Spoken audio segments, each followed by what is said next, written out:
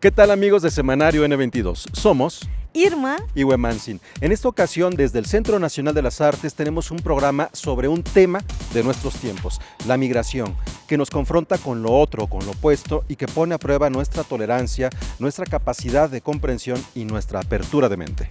Así es, Huemansin, amigos. A su paso por la Ciudad de México conversamos con los integrantes de la caravana migrante, pero además vamos a hablar de la migración desde la novela gráfica y desde la literatura. Esto y más tendremos aquí en Semanario N22. Comenzamos.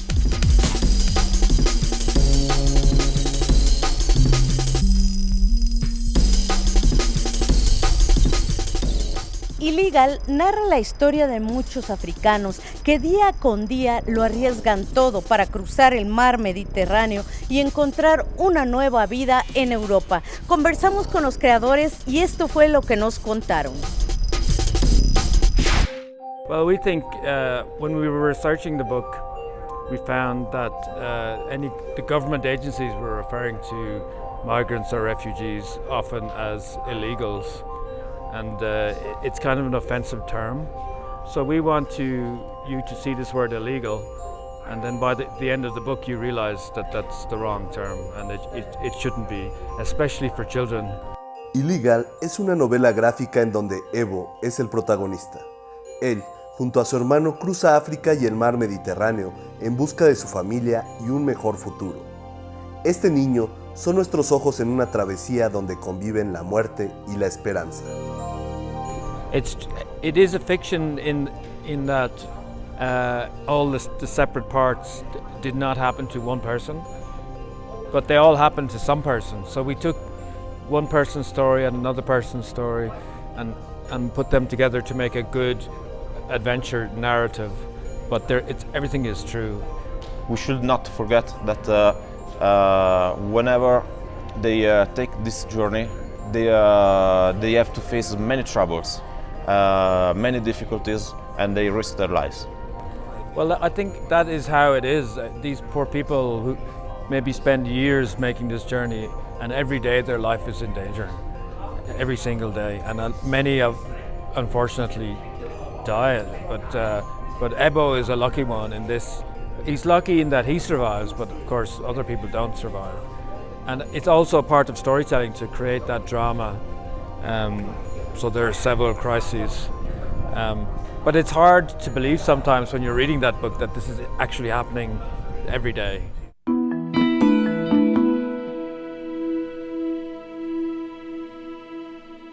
Every migrant is a person.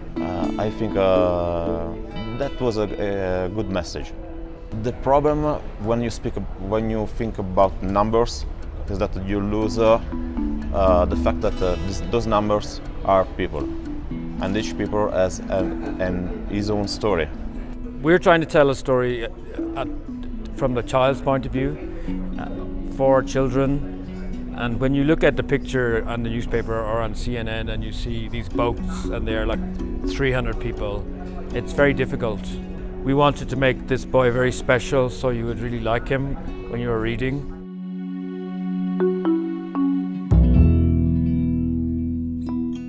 Well, because this story is a story of migration.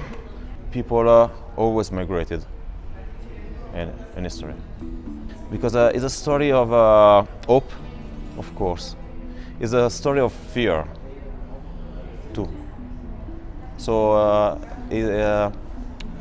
inside this small story, we condense all the human feelings, the stronger human feelings. They are universal, and it's a story of a journey, and life itself is a journey. When we're trying to tell this story, we are trying to tell it for our own children, and maybe if there are children in their school, just to be sympathetic to what they have been through. And if your friend in school who sits beside you every day is a refugee or a migrant and you really like that guy, it is very difficult for anybody to tell you in the future that migrants are bad, because you could say, "Mama, my friend, he's a great guy, I love him, we play soccer, so migrants are not bad." And I think that is how slowly maybe the world will change.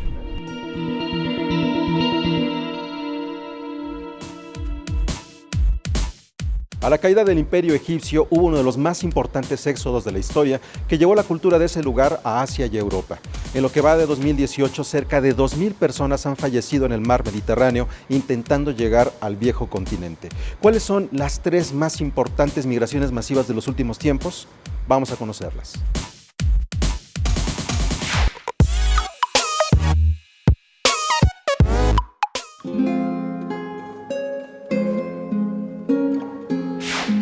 Con el comienzo del capitalismo, en el siglo XVI y hasta el XIX, la migración tuvo 2 periodos importantes.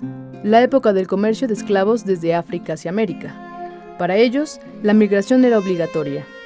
Se estima que entre 10 y 20 millones de personas fueron llevadas al Nuevo Mundo en ese periodo. La segunda fue el flujo de obreros de la India y China hacia Sudáfrica, Asia, Oceanía y América en forma de siervos temporeros.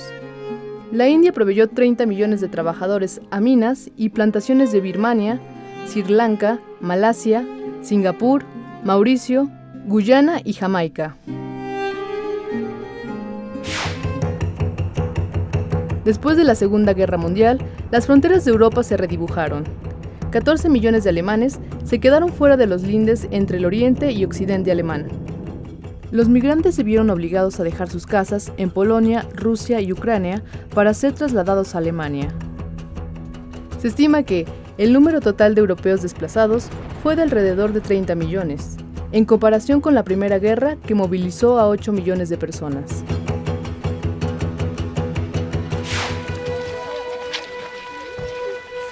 En 2015, alrededor de 244 millones fue el número de migrantes internacionales, el 3.3% de la población mundial, y sigue en aumento. Caso especial es el de Siria, donde desde que inició la guerra en 2011, el número de refugiados sirios ha roto la barrera de los 5 millones, de acuerdo con datos de Agencia de Naciones Unidas para los Refugiados. Esta cifra equivale a casi un cuarto de la población total del país. El conflicto ha producido 6.3 millones de desplazados internos y más de 300.000 víctimas mortales. En 2018, un total de 150.000 solicitantes de asilo y migrantes han conseguido llegar a Europa.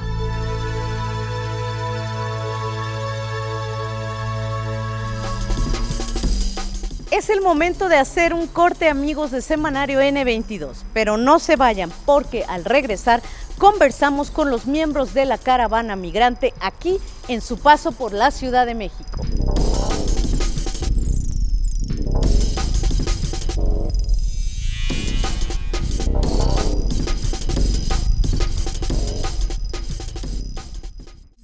Continuamos aquí en Semanario N22 desde el Centro Nacional de las Artes. Si consideramos los diversos informes en materia de derechos humanos, sabremos que en Honduras por cada 100.000 habitantes hay 250 asesinatos. El rango de edad de las personas asesinadas está entre 25 y 30 años. Es la violencia y también la búsqueda de una economía mejor lo que ha motivado a las personas que cruzan en caravana a nuestro país.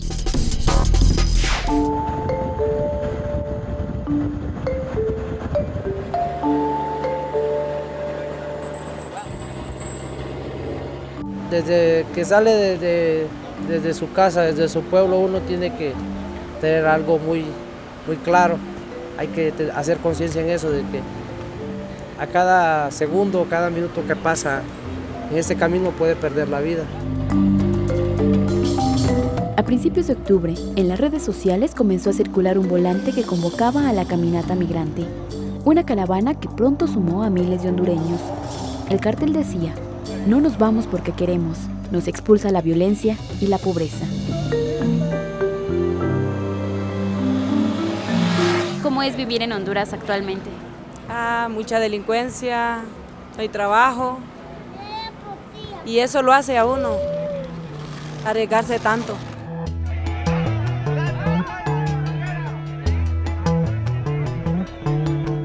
Créame que nadie anduviera aquí arriesgándose su vida, porque si allá estuviera buena la cosa, nadie anduviera aquí. Pero allá lastimosamente está mal. Allá hay violencia, hay pobreza y se aprovechan de la gente bastante.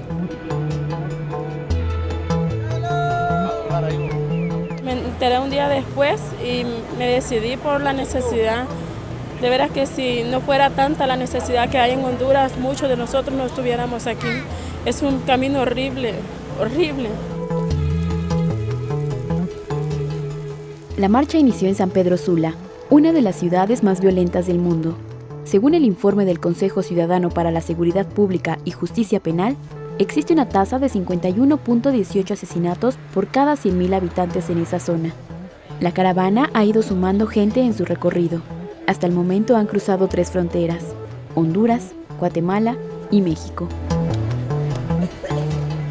Ha sido algo sufrido porque tenemos que caminar pues y luego a veces que nos agarra el aguacero, nos mojamos y muchos problemas pues en cuestión de montar un ray, a veces que caemos del ray y luego nos golpeamos pues, por eso vienen muchos heridos pues. Desde que salimos de Guatemala salimos sin ningún centavo, sin ninguna moneda, nada. Ajá, entonces, y así venimos, la gente nos ha echado la mano con unas monedas, ajá, siempre así juntamos por poquito. Ya con eso a veces ya en el camino está largo el viaje, pagamos así pasaje y así nos venimos juntando dinerito que la gente nos ha dado. Vi la cantidad de compañeros que veníamos en el tren, que somos 300, 500, 600 personas diario, y el centro de atención estaba en la caravana, y eso pues desde cuántos años hace que estamos viajando, digo, porque yo tengo 12 años de estar viajando y no he logrado mi propósito. Ya había intentado como unas 5 veces, sí, pero solo llegué allá, pero luego me agarraron adentro, me deportaron de regreso. Ahorita me vine en la caravana. Lo que yo le quiero decir a toda la gente que yo creo que sale más fácil así, porque uno viene con más cuidado, cuidándose uno al otro, y que yo creo que viene más en paz uno, pues en el tren uno la arriesga demasiado y se puede caer, lo puede matar el tren, lo puede cortar y ya no puede volver a ver a su familia. ¿Hasta dónde quieren llegar? Pues la idea que tenemos es Estados Unidos, pero si hay otro país que nos brinda una oportunidad de trabajo y donde nuestros hijos estén bien, pues nos vamos. Pues queremos llegar a Estados Unidos, queremos llegar allá y para darle a ellos estudio, porque allá no puedo yo darles más estudio. Y aunque me dejen pasar, yo no voy a pasar porque ya decidí quedarme aquí en México, porque en Estados Unidos ya estuve una vez y mejor pedir la salida voluntaria porque ahí no es bonito estar encerrado, pues ahí estuve 1 año encerrado sin ver la luz del día. No hay cifras exactas de cuántos viajan. Lo que sí se conoce es que 1.550 solicitudes se han realizado para el programa Estás en tu casa. 3.230 migrantes pidieron refugio en Chiapas y en la Ciudad de México se han otorgado 2.697 permisos provisionales de trabajo. Aún así, para muchos otros la convicción es clara. ¿Regresarías a tu país? No regreso. ¿Quisiera regresar o regresaría a Honduras? Que siga adelante, que pídele fuerzas a Dios, que Dios es el que sabe. No, si no llego hasta allá, me quedo aquí, en México. Si así me lo permiten, pues. ¿Se van a quedar unos? Sí se van a quedar. ¿Por cuánto tiempo? No sé. A lo mejor dicen, sí nos quedamos 3 días, 4 días, 1 semana. Y luego van a querer ir. Porque este flujo migratorio no lo puede detener nadie, créanmelo. Es un misterio que yo mismo no me lo explico y esto lleva hace años.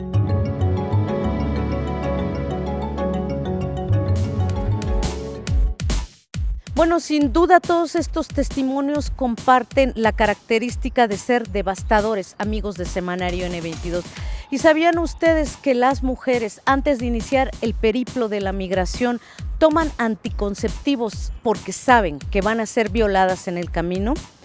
Ahora vámonos a las tendencias web, que también esta semana estuvieron movidas por el tema de la migración.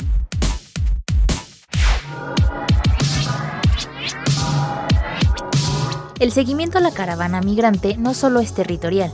Usuarios de redes sociales se han dado la tarea de dar cuenta de estos grupos por medio del hashtag homónimo, que desde el 12 de octubre, cuando salió de Honduras, la conversación se polarizó sobre este tema. Unas voces pensaron el movimiento como un asunto de seguridad nacional y otras mostraron su solidaridad. En ese sentido, esta semana también se tecleó Ropatón, una iniciativa para donar ropa y calzado a los migrantes, promovida por las organizaciones Paperless MX y Sin Fronteras. Contáctalos si estás interesado en donar. Ellos van hasta tu casa por las cosas. Estarán recolectando hasta la primera semana de diciembre. El tema migrante también es parte importante en el discurso de Donald Trump, y por eso el asunto de las elecciones intermedias en Estados Unidos ha tenido gran presencia en redes. Si quieres conocer más, puedes seguir la cuenta Midterms 2018, que lleva un seguimiento sobre lo que ha pasado al respecto.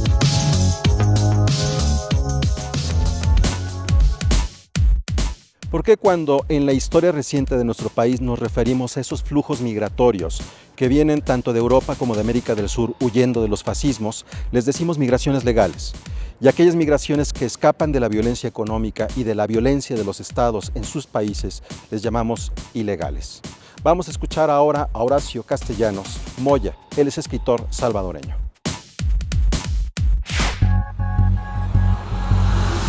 Las novelas de Horacio Castellanos Moya tienen un paisaje político de fondo y bastante intertextualidad.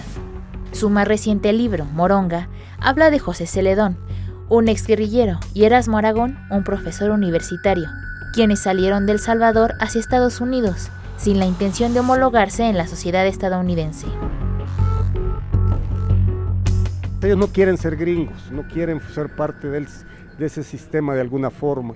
Entonces más bien hay una contradicción profunda en ellos, porque ellos no quieren volver al lugar del que proceden, pero no pueden integrarse al lugar al que llegan. No son el típico inmigrante de nuestros países que llega a redes sociales ya establecidas, familiares, y que se incorporan como grandes familias. Ellos son dos outsiders, son dos tipos raros, no pueden en ese sentido representar a un inmigrante típico. Horacio alguna vez declaró que la mejor industria de El Salvador es expulsar a su gente. Y a propósito de la caravana, en el fondo lo que hay es una forma de dominación política y económica que es imperante en todo el planeta, que lleva a una mayor concentración del capital en los que ya tienen y en una mayor pauperización de los que no tienen, y en una absoluta carencia de faltas de trabajo, de faltas de puestos de trabajo, de salud, de educación. Y si a eso le sumas la inseguridad pública, pues la gente la única opción que tiene es irse. Y es la única que se le plantea. Estaba leyendo los periódicos de ayer y decía, esta caravana de hondureños que viene por Guatemala, no nos vamos, nos echan. Esa era su lema, no nos vamos, nos echan. Entonces son países que han fracasado como Estado. ¿Por qué? Porque no pueden dar lo fundamental que le tiene que dar el Estado al ciudadano, que es la seguridad para su sobrevivencia, para la seguridad para su desarrollo, la seguridad para el mantenimiento de su familia. Entonces estamos muy mal. ¿Cómo hablar de violencia desde la narrativa? Porque a veces se adjetiva y se dice que se hace apología. En las novelas uno no habla de la violencia, uno habla de ciertos personajes que están inmersos en una trama de acciones, y a veces las acciones pueden ser violentas, a veces no, y los personajes a veces tienen actitudes violentas, a veces no. Entonces no es tanto en la violencia un tema, la violencia es un contexto. Además del contexto social, la politización de su escritura se desvela desde la vida privada de los personajes, quienes son personas cotidianas y no necesariamente políticos o activistas. Mis novelas, muchas de ellas, si no la mayoría, tienen un paisaje político en el fondo. son novelas con paisaje político de fondo, aunque los personajes no sean ellos políticos, ni estén en una lucha política necesariamente. Nada más se trata de que nuestros países, al no haber definido sus institucionalidades políticas con solidez, entonces viven en un estado permanente de inestabilidad política, de crisis, en algunos casos en Centroamérica guerras civiles, ahora problemas de seguridad pública tremendos. Entonces lo más normal es que cuando uno cree ficción, cuando uno se pone a desarrollar personajes, estos personajes sean producto de alguna forma o reflejen de algún modo estas inestabilidades políticas, estas situaciones.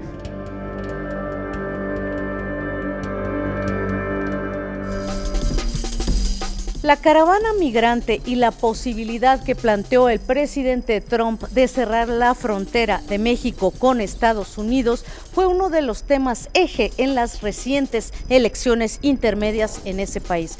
Esto, por supuesto, es un asunto que no se va a acabar, ni ahora ni dentro de quién sabe cuántos años. Vamos a continuar aquí en Semanario N22 después de un corte en el Centro Nacional de las Artes. Regresamos. El sistema neoliberal capitalista ha roto todas las reglas de convivencia de vida humana y ha destruido prácticamente sus lugares de origen. Ahora ellos van al norte donde hay. No es que ellos sean conscientes de que como Estados Unidos los destruyó, ahora van allá. No, es que es como una ley inscrita, no sé cómo decirles, implícita, pero que existe. Y entonces a los migrantes, ya desde hace años hay una dinámica que se ha generado y alguien como si les hubiera puesto un chip de ir al norte. Y créanmelo, aunque les ofrezcan las perlas de la Virgen, se van a ir.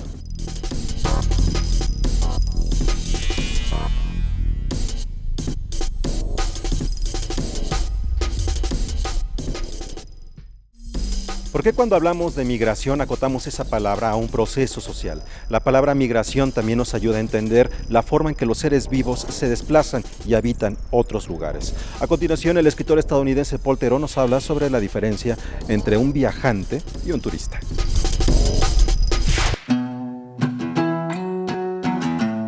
I think I wanted to be a writer, but I had nothing to write about. So I was 20 years old, and I wanted to be a writer. What can I write about? So I went to Africa, and I became a teacher in Africa. And that was a big deal for me. So I became a teacher, and I had friends in Africa, and I discovered I have something to write about by going away from home. Human architecture, which is where the experiences of the people that I meet. And I think that's actually the thing that interests me most in travel, not sightseeing necessarily.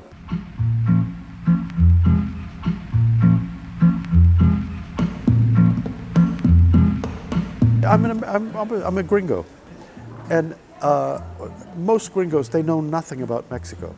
They just think Mexico is music and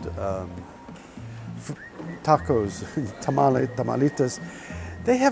Americans don't know anything about Mexico. They know nothing.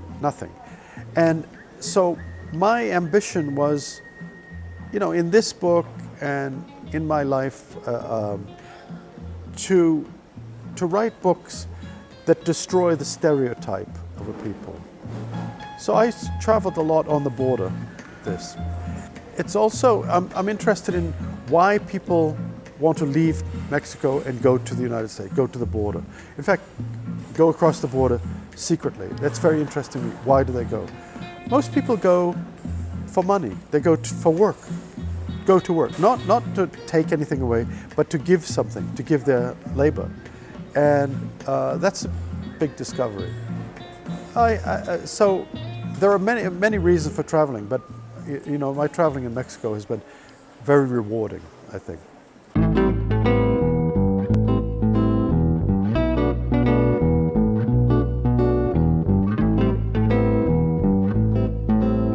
A migrant is a brave traveler. Sometimes it's a woman with a child.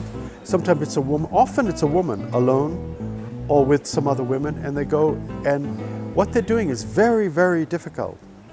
And they pay money to a coyote and they go across, but then they're in the desert, they have to go walking. So their stories are amazing. They're the real travelers to me. That's the real travel. That's like traveling 100 years ago. Very brave, very tough. So I admire them. Yeah, they're brave, it's very brave. And as I say, they're giving something. They're giving their labor, their work. They're not taking money, they're giving, so.